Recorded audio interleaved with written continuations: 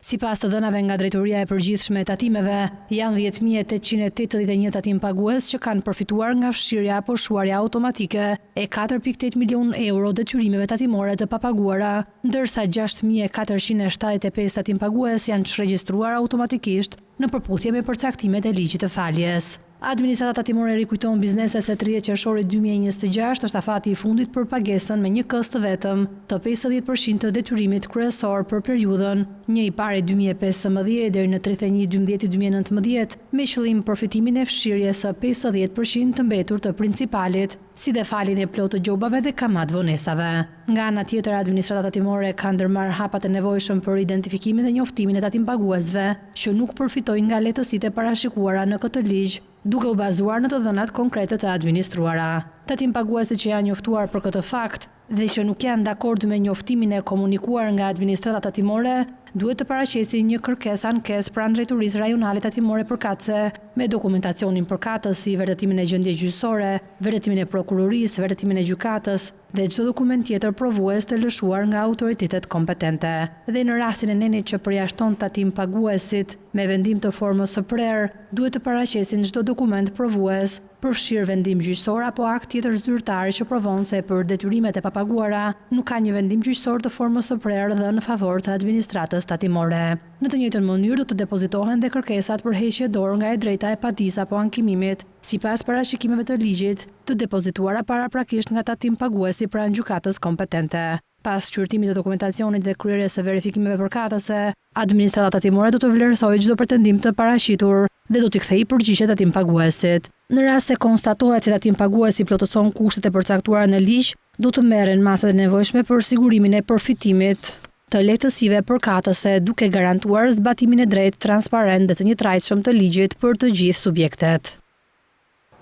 Bizneset shqiptare do të mund të krijojnë grupime të përbashkëta me kompani të vendeve të Bashkimit Evropian për të zhvilluar projekte në eksport, turizëm, teknologji dhe shërbime. Projekt ligji i ri krijon për herë të parë kuadrin ligjor për këto struktura bashkëpunimi dhe synon të rrisë konkurreshmërinë ndër marrëve shqiptare në tregun evropian. Bizneset shqiptare do të kenë mundësi të krijojnë struktura të përbashkëta bashkëpunimi me kompanitë të vendeve të Bashkimit Evropian përmes grupimeve ekonomike me interes evropian. Projekt ligji i hartuar nga Ministria e Ekonomisë dhe Inovacionit krijon për herë të parë kuadrin ligjor për ngritjen dhe funksionimin e këtyre grupimeve në Shqipëri, duke përafruar plotësisht legjislacionin vendas me rregulloren përkatëse të Bashkimit Evropian. Grupimet do të mundësojnë bizneseve të bashkëpunojnë për projekte të përbashkëta në eksport, turizëm, teknologji apo shërbime profesionale, pa qenë e nevojshme të krijojnë një shoqëri të re tregtare. Sipas relacionit, nga rreth 130.000 ndërmarrje aktive në Shqipëri, vetëm 5.3% kanë pjesëmarrje të huaj ose të përbashkët, çka tregon një potencial ende të pashfrytzuar për partneritetet ndërkufitare.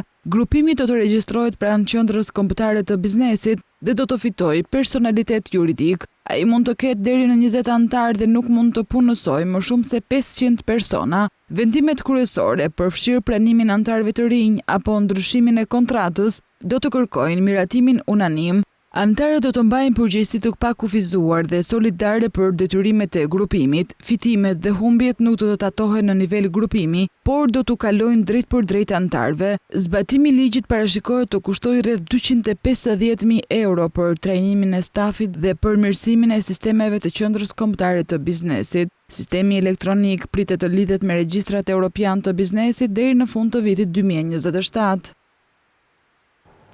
Enti Rregullatori i Energjisë ka miratuar modifikimin e licencave për 2 centrale fotovoltaike, duke u dhënë dritën jeshile për integrimin e sistemeve të depozitimit të energjisë. Ndërkohë kanë nisur procedurat edhe për 2 projekte të tjera. Depozitimi i energjisë elektrike po hyn zyrtarisht në sektorin e prodhimit nga burimet diellore. Enti Rregullatori i Energjisë ka miratuar modifikimin e licencave për 2 centrale fotovoltaike, duke u dhënë dritën jeshile për integrimin e sistemeve të depozitimit të energjisë ndërsa ka nisur procedurat edhe për 2 projekte të tjera. Bordi i Erës ka miratuar modifikimin e licencave të shoqërive SPV Blu 1 dhe SPV Blu 2, të cilat operojnë centrale fotovoltaike me kapacitet të instaluar prej 50 MW secili në zonën e Sheq Marinës në Fjerë. Ndryshimi i licencës u mundson këtyre shoqërive të shtojnë sisteme akumulimit të energjisë pa ndryshuar kapacitetin e instaluar të centraleve. Po ashtu Ere ka vendosur të fillojë procedurat për shqyrtimin e kërkesave të shoqërive Sunnyside Energy dhe Greennet Solar Park Ballsh, të cilat synojnë të modifikojnë licencat e tyre për centrale fotovoltaike me kapacitet të instaluar prej 100 MW secila, duke integruar gjithashtu sisteme të depozitimit të energjisë. Me këto vendime marrin formë konkrete hapat e parë drejt integrimit të baterive të magazinimit në projektet e mëdha fotovoltaike në vendin tonë. Depozitimi i energjisë konsiderohet një element kyç për rritjen e fleksibilitetit të sistemit elektroenergjetik, pasi mundson ruajtjen e energjisë së prodhuar gjatë orëve me rrezatim të lartë diellor dhe përdorimin e saj në momentet kur kërkesa është më e lartë ose prodhimi nga burimet e rinovueshme është i ulët. Operatori i sistemit të shpërndarjes do të investojë rreth 200 milion lek për ndërtimin e fiderit të ri dhe rikonstruksionin e kabinave elektrike në rrethin e Beratit. Projekti synon përmirësimin e furnizimit me energji elektrike, duke garantuar një shërbim më cilësor, të pandërprerë dhe më të sigurt. Drejtoria Rajonale Operatorit të Sistemit të Shpërndarjes Berat ka shpallur procedurën e prokurimit për ndërtimin e fiderit të ri numër 12 20 kV në nënstacionin Plasmas 110-20 kV, si edhe për rikonstruksionin e kabinave elektrike dhe rrjetit të tensionit të ulët. Fondi limiti i këtij investimi është 199 milion e 839 mijë lek. Sipas dokumentacionit të publikuar në Agjencinë e Prokurimit Publik, projekti synon përmirësimin e furnizimit me energji elektrike, duke garantuar një shërbim më cilësor, të pandërprerë dhe më të sigurt. Referuar relacionit teknik, aktualisht zona furnizohet nga fideri numër 9 6 kV në stacionit Plasmas, një linë e ndërtuar dekada më parë, e cila shtrihet në një territor të gjerë dhe furnizon fshatrat Kashtëbardh, Qerret i Ri, Qerret i Vjetër, Biçakaj, Kadiaj, Jeta e Re, Kosovë e Vogël, Barbollin, Semenas, Koçaj, Than, Qinar dhe zona të tjera. Sipas analizës operatorit të sistemit të shpërndarjes, rrjeti aktual paraqet performancë të dobët për shkak të amortizimit të linjave dhe pajisjeve. Humbjet e energjisë elektrike në këtë fider arrin në rreth 25%, ndërsa gjatë vitit janë regjistruar 10 ndërprerje të furnizimit. Dokumenti thekson si rrjeti i tensionit të ulët është ndërtuar kryesisht në vitet 70 dhe shumë pajisje janë jashtë standardeve teknike. Gjendja problematike konstatohet edhe në kabinat e transformacionit, ku janë evidentuar dëmtime në muratur, mungesë hidroizolimi, amortizimi i pajisjeve kumutuese dhe mbrojtëse, si edhe... Do shkojmë menjëherë drejt për së drejtë i fjala për Ministrin e Bujqësisë dhe Zhvillimit Rural, Andi Salla. Ndjekim. Kosovës duhet i drejtoni autoritetin dhe institucioneve gjetse në Republikën e Kosovës, në ndërkohë që se përket qëndrimit zyrtar të lëvizjes vendosje po ashtu, më duhet t'ju them që unë jam përfaqësuesi i qeverisë Kosovës për bujqësi këtu, dhe këto pyetje mund po ashtu t'i drejtohen autoriteteve partijake në Prishtinë. Nga televizioni Skan. Për të dy në fakt është pyetja, po shikoja pak shifrat e prodhimit bujqësor të publikuara nga Instat për vitin 2025 dhe ka pasur rënje në disa produkte kryesore siç janë drithrat, drufrutorët edhe ullinjt. Pyetja ime është si ka mundësi që në një kohë kur aplikohen disa skema mbështetëse për bujqësinë paralelisht ndër vite, ne kemi një rënje të prodhimit në produktet kryesore dhe shumë të rëndësishme të vendit. Kjo ishte për Ministrin Salla, ndërsa për ju është, nëse shikoni të arsyeshme që ndoshta që Shqipëria të aplikojë një model tjetër bujqësie, një model tjetër të mbështetjes në bujqësi për të rritur prodhimin vendas në mënyrë që të arrini dhe objektivin që ju deklaruat që të jeni të komplementar në një treg të përbashkët të Bashkimit Evropian. Faleminderit.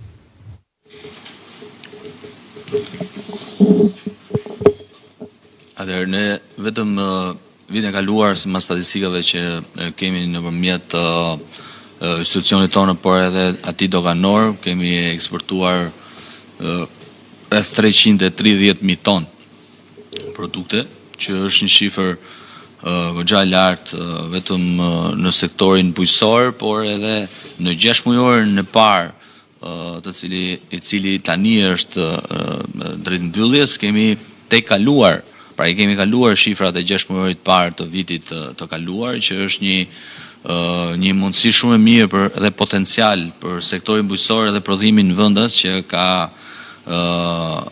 arritur të prodhojë mirë, të prodhojë me cilësi, sepse në drejt Bashkimit Evropian apo tregut të cilit ne dërgojmë të gjithë produktet tona, kërkojnë cilësi, kërkojnë një mundësi konkurrence dhe siç është më e rëndësishmja siguria ushqimore. Deri tani ne nuk kemi asnjë kamion të kthyer apo produkt që kemi probleme nga kësaj natyre, e cila tregon që të gjithë fermerët janë duke punuar shumë mirë, duke orientuar nga institucioni i Ministrisë Bujqësisë për të gjithë këshillimin që ne japin drejt përdorimit pesticideve apo medikamenteve të mos lejuara në treg, apo ato çfarë nuk duhet përdorin për të qenë drejt Bashkimit Evropian, por edhe drejt një sigurie ushqimore që ka shumë rëndësi. Prandaj ne jemi duke prodhuar me standard, me cilësi dhe duke konkuruar edhe nëpërmjet tregut, gjë e cila tregon fakti që ne shkojmë në eksport me një shifër të konsiderueshme. Jemi duke mbështetur fermerët nëpërmjet skemës tonë kombëtare. Dua të them nga sot që një lajm që ne do ta shtyjmë edhe 10 ditë skemën kombëtare për t'i dhënë mundësi fermerëve, duke pas parasysh që këto ditët e fundit ne kemi pas një rritje të ndjeshme të aplikimeve, që fermerët mbase nuk kanë pas kohën e duhur të aplikojnë apo kanë qenë në punë të tyre dhe duke menduar që nëpërmjet stafit tonë të ministrisë ta kalojmë edhe një 10 ditë deri në datën 6 korrik për të pasur fermerët kohën e mjaftueshme të aplikojnë dhe të jenë pjesë e skemës tonë kombëtare. Dhe nga kjo, jo vetëm në skemën kombëtare, por edhe ndaj 10% që ne kemi për të grumbulluar faturat e para në 6 muajin e parë, që ne do të kalojmë në pagesat e tyre, që është një shifër e konsiderueshme që ta bëjmë publike për pak ditë edhe nga sistemi i tatimeve, për të grumbulluar dhe të gjithë faturat fatikisht që janë deri tani të depozituara apo të lidhura nëpërmjet sektorit bujqësor, për t'i kaluar ato me pagesa. Pra kemi disa komponent që ne mbështesim bujqësinë, disa komponent që jemi në orientimin e fermerëve se çfarë do të mbjellin dhe si ne duhet t'i orientojmë ata drejt tregut Bashkimit Evropian.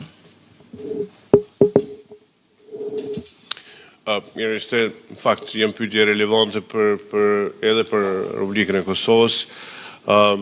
Një nga objektivat kryesore që kemi në 4 vitet e ardhshme është që të ngushtohet deficiti tregtar, sidomos tek produktet agro-ushqimore, dhe sigurisht kur analizohet se çka si dhe kur importohet, do ta keni parasysh që po supozoj që gjëra të ngjashme ndodhen edhe këtu, sado që nuk jam plotësisht i sigurt, por e vërteta është që ndërmjet qershor dhe tetor ne prodhojmë produkte edhe gjatë asaj kohe nuk importohet. Pas tetorit deri në qershor vitit pasus, ajo është cikli kur ne importojmë. Kjo do të thotë që Kosova, po edhe Ballkani Perëndimor nuk e ka specializuar ciklin e gjatë të prodhimit gjithë kohës. Dhe çësia jonë është që fillimisht të bashkëpunojmë me Republikën e Shqipërisë, që të fillojmë me produktet e ershme nga Korça, edhe pastaj të përfundojmë ciklin ka nëntori në Mitrovic, sepse ka brezat të ndryshëm klimatik që favorizojnë produkte ndryshme bujqësore. Dhe në anën tjetër po ashtu shpresojmë që përmes investimit në hortikulturën intenzive, përmes depov tofse po ashtu të zgjatet cikli i prodhimit, në mënyrë që të minimizohet importi. Por ajo çfarë mund të them është që në terma afatmesëm, ne na duhet të investojmë në burime njerëzore, kemi nevojë për më shumë trinj në bujqësi.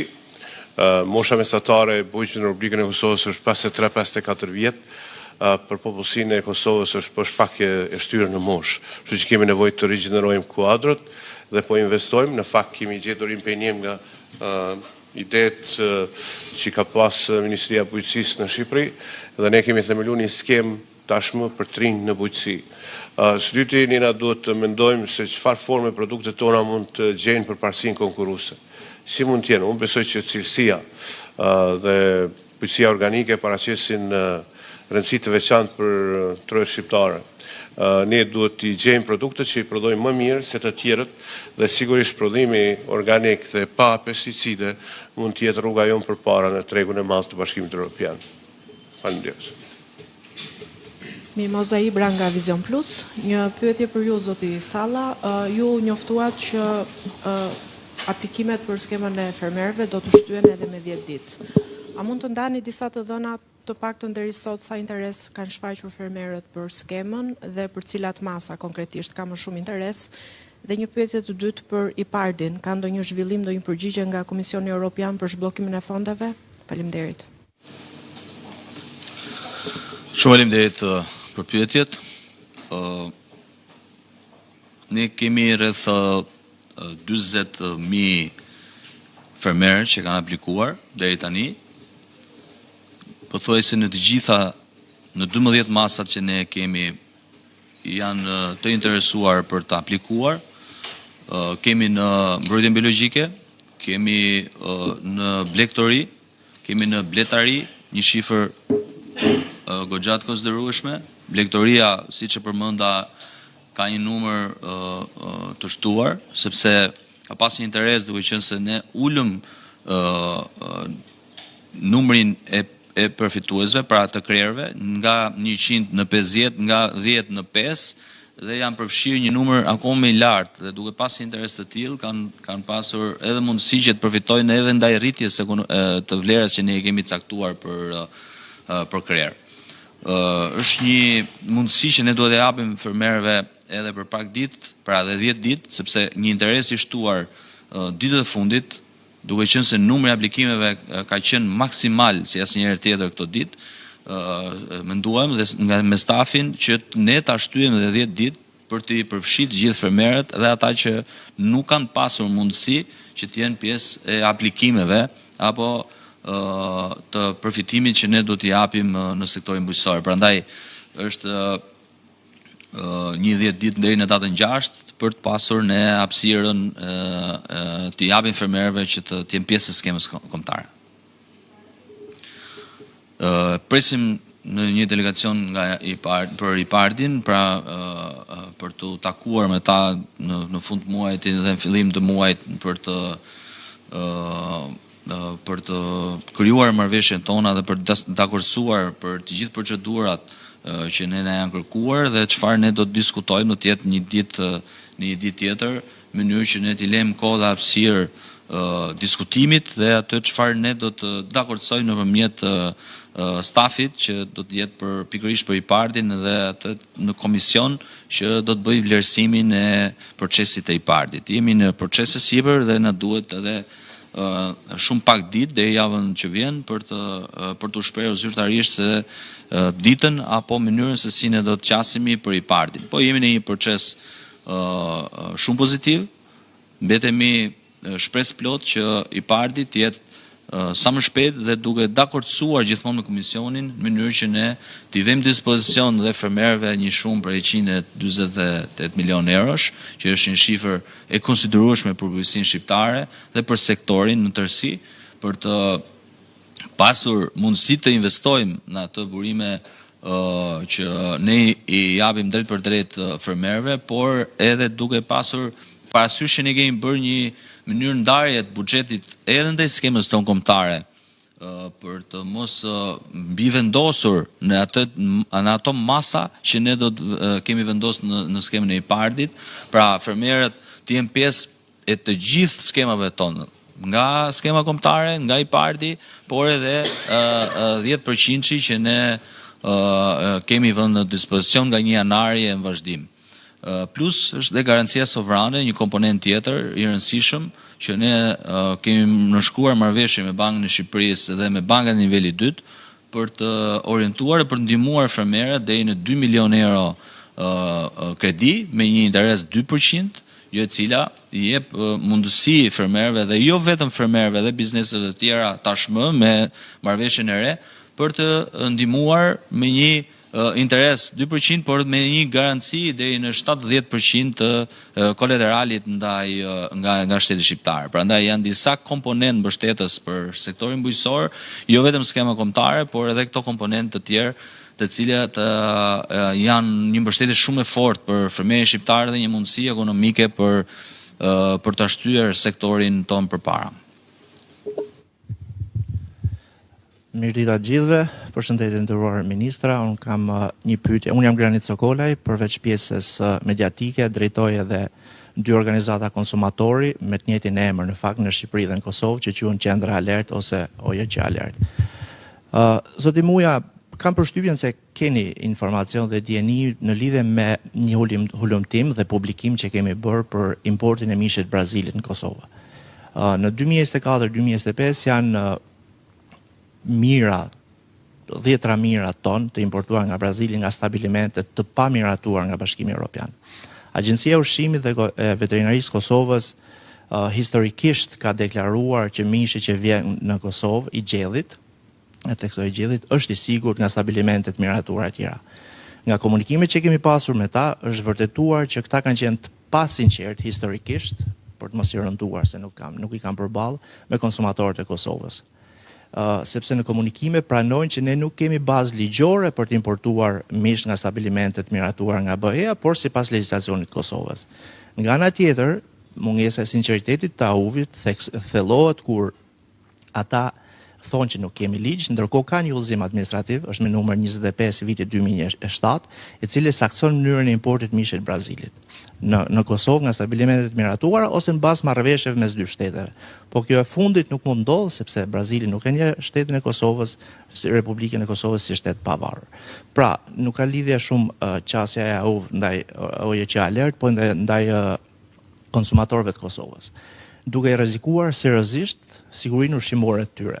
Për sa kohë Brazili nuk e njeh Kosovën, lirshmërisht mund të dërgojë çfarë do lloj llumi ose bërllog, siç I themi ne në Kosovë, po e fus edhe veten, për qytetarët e Kosovës, nga të cilat një pjesë e madhe e këtij produkti mish dhe nën produkte vjen në Shqipëri nëpërmjet Kosovës. Megjithëse Shqipëria de jure është në rregull, sepse vijnë me dokumenta si produkt made in Kosova, po de facto janë produkt Brazili. Kam përshtypjen se keni informacion për këtë. A janë marrë masa gjatë kësaj periudhe? Unë kam qenë muaj shkurt që hulumtoj për këtë çështje, e nisa me viçat e importit fakt të gjallët, pastaj përfundova tek mishi Brazilit se më doli rrugës se pra ka një skandal. Çfarë masash ka marrë ose po merr Ministria e Bujqësisë si institucion që kanë varësi AUV-in dhe politikat e sigurisë ushqimore për qytetarët e Kosovës, po në fundit edhe për Shqipërisë. Faleminderit. Mirë, faleminderit për pyetjen. Sigurisht është një nga prioritetet, por edhe përgjithësitë që është vërteta si Ministri I Bujqësisë është edhe garantimi I sigurisë ushqimore në Republikën e Kosovës dhe nuk është se më ka ikur edhe ky informacion ose hulumtim që ju referuat ju. Ne kemi ndjekur për ca kohë dhe sigurisht që në kuadër të Agjencisë së Ushqimit dhe Veterinës janë 2 veprime që janë ndërmarrë në lidhje me këto dhe çështje të ndërlidhura. E para është së bashku me Bashkimin Evropian kemi siguruar që të kemi një plan afatgjatë të akreditimit dhe certifikimit se stabilimenteve qoftë edhe për produktet të importuara. Dhe dyta kjo është arsyeja pse kemi lidh hapa edhe kemi intensifikuar hapat e bashkëpunimit me Republikën e Shqipërisë dhe një nga masat e para ka qenë që udhëzimet që I kam dhënë Agjencisë së Ushqimit dhe Veterinës së Kosovës që takohen me autoritetin e ushqimit këtu në Republikën e Shqipërisë dhe është realizuar një takim ndërmjet zotit Hoxha dhe zonës Zhylameti, ku mes tjerash janë diskutuar edhe çështje si këto.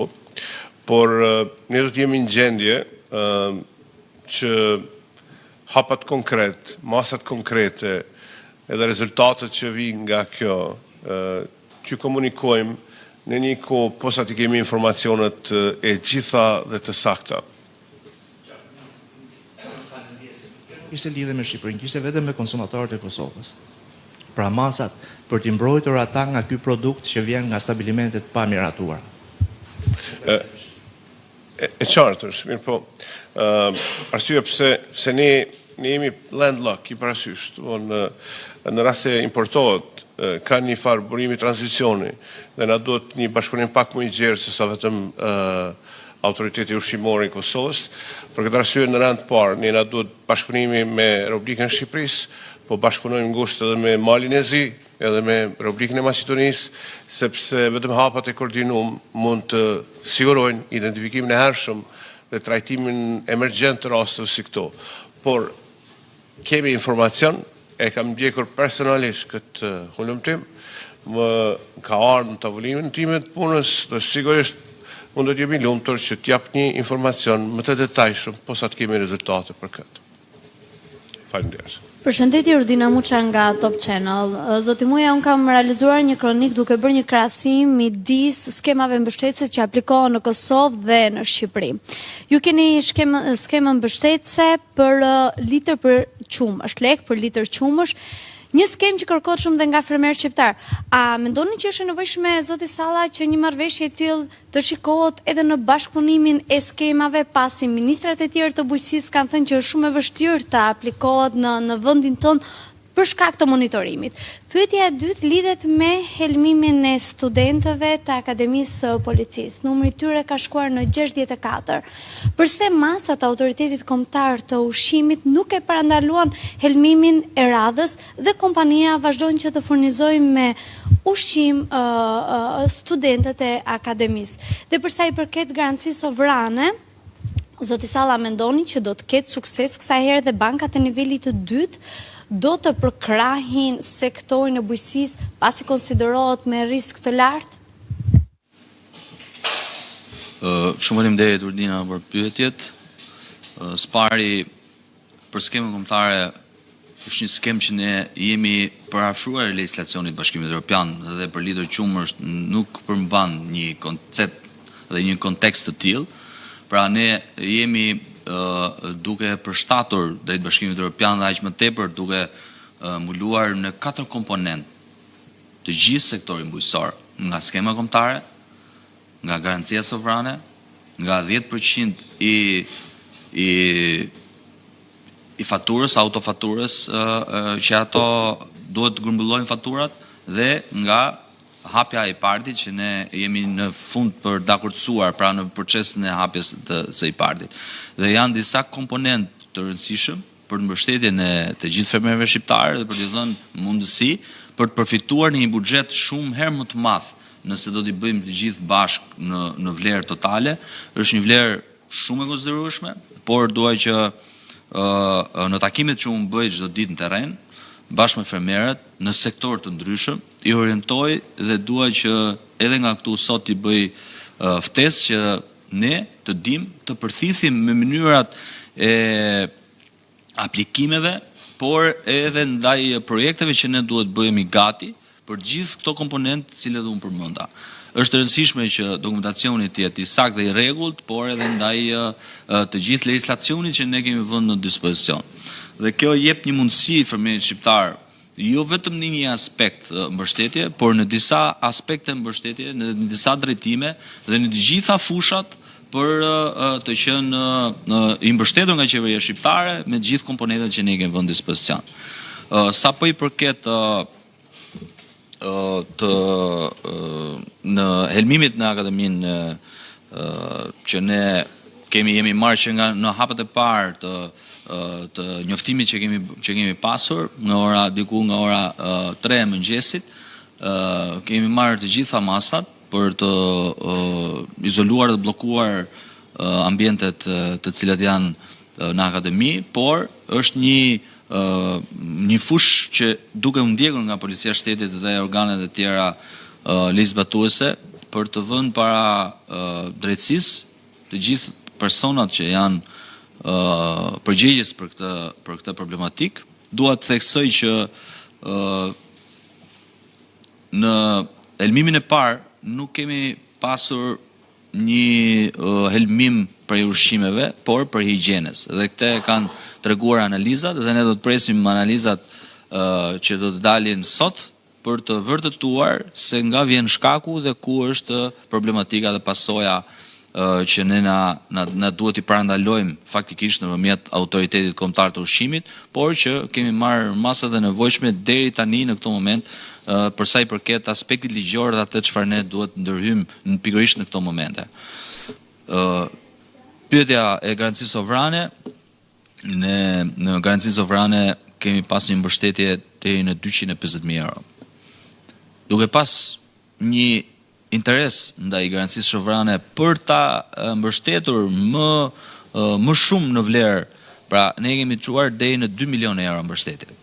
Garancia sovrane është një komponent i rëndësishëm që po vjen drejt rritjes së kërkesave të fermerëve, drejt rritjes së kërkesave në zhvillim të fermave më të mëdha, të bizneseve më të mëdha që kanë interes edhe në agropërpunim, por edhe në zhvillimin e sektorëve të tjerë, sepse skema e garancisë sovrane nuk është vetëm në sektorin bujqësor tashmë, por edhe në sektorë të tjerë që duan të jenë pjesë e kësaj skeme, dhe ne kemi bërë marrëveshjen me Bankën e Shqipërisë dhe bankat e nivelit 2 për të garantuar të gjithë sektorëve, jo vetëm bujqësor, që të jenë pjesë e kësaj skeme kombëtare dhe mbështetje, kësaj skeme të cilët ne mbështesim nëpërmjet garancisë me 70%, por edhe ndaj një shtytje për të gjithë bankat e nivelit 2 për t'i dhënë rëndësinë e duhur dhe për të aksesuar fermerët apo bizneset e tjera që kanë nevojë për të plotësuar dokumentacionin nëpërmjet Ministrisë së Bujqësisë, duke qenë se ne kemi vënë në numrin e gjelbërt për t'i orientuar fermerët atje ku ata kanë nevojë dhe atje ku ne duhet ndërhyjmë faktikisht për t'i orientuar drejt një procesi sa më të saktë dhe të rregullt, që mos kenë probleme në gjatë aplikimeve apo përthithjes së garancisë apo për atë çfarë ne kemi vënë në dispozicion. Faleminderit. Të nderuar, një pyetje shkurt për sa i përket zoti Salla, për sa i përket projektligjit për shitjen e tokave bujqësore të huaj, duke marrë parasysh që ende nuk është mbyllur procesi i ndarjes titullit vetë pronësisë, si parashikohet funksionimi dhe duke marrë parasysh edhe rreziqet për konflikte pronësore apo ato ligjore, dhe nga ana tjetër duke pasur edhe parasysh që ekspertët e fushës e kanë kundërshtuar parimisht. Faleminderit. Faleminderit për pyetjen.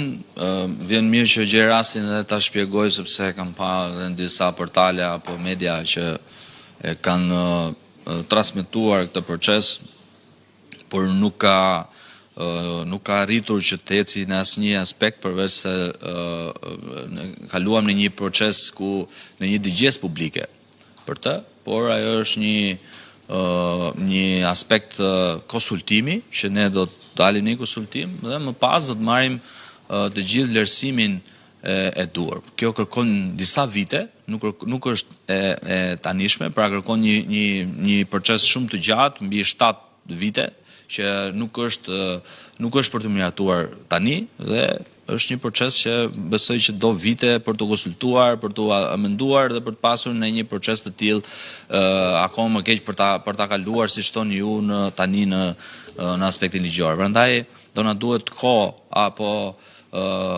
hapësirë për ta kaluar në një aspekt tjetër ligjor dhe do duhet edhe kohën e vet për të përgatitur. Mirë, shumë faleminderit gjithëve për pyetjet dhe miru takofshëm.